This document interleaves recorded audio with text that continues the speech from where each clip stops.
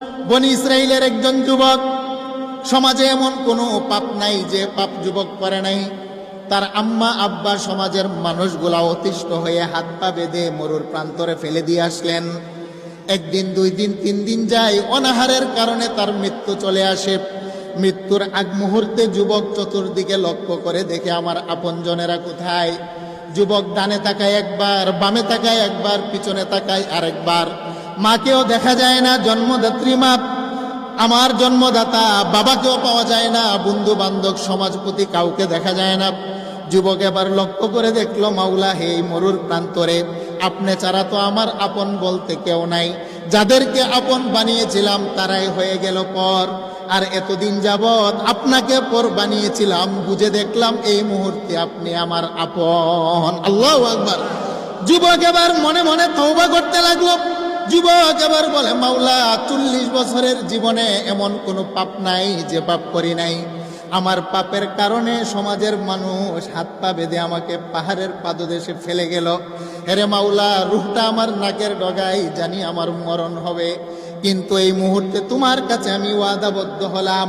আমি লক্ষ্য করে দেখলাম তুমি ছাড়া আমার আপন কেউ নাই।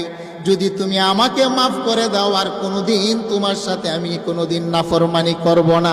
আল্লাহু আকবার। যুবক তওবা করলো, খাঁটি তওবা, এটাকে বলা হয় তওবায়ে নাসুহা। আল্লাহ এই কথাটা বললেন, তওবাতান নাসুহা, একাগ্র চিত্তে তোমরা তওবা করো, আমি আল্লাহ মাফ করে দেই। যুবক তওবা করার সাথে সাথে মালাকুল মউত এসে তার রূহটা নিয়ে গেল। 1 দিন যায়, 2 দিন যায়, 3 দিন যায়, যুবকের লাশটা পড়ে আছে। সমাজের কেউ তাকে গোসলও করায় না, কাপনও পরায় না, দাফন দেয় না, জানাজার নামাজ পড়ানোর জন্য কেউ আসে না।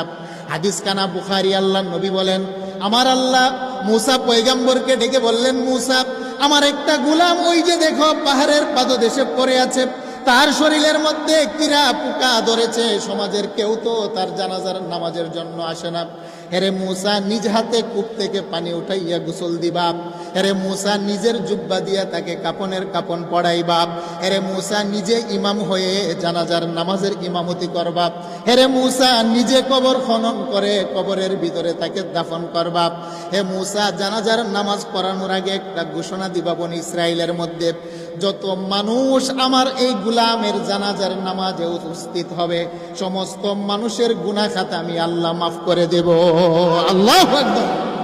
আমার আল্লাহ এই কথাটাই বললেন, ইয়া আইয়ুহাল্লাযীনা আমানু তুবু ইলাল্লাহি তাওবাতান নাসুহা। আরে বান্দা, যদি তুমি কলিজা থেকে, অন্তর থেকে তওবা করতে পারো, আমি আল্লাহ তোমার গুনার দিকে তাকাই না। আমি